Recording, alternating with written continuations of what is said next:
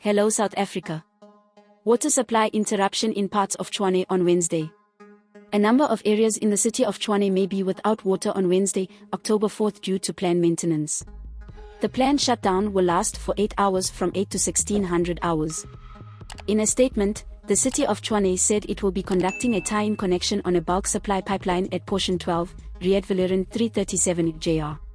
The municipality said although an interruption of water supply will be avoided at all cost, however, it may occur from time to time in the following areas: The Hills, all extensions, extension 3, 4, 5, 6, and 7, Mukloof Heights, Mukloof Glen, Grootfontein Country Estate and Rietvlei View Country Estate. Residents have been urged to make the following conservation measures part of their normal lifestyle.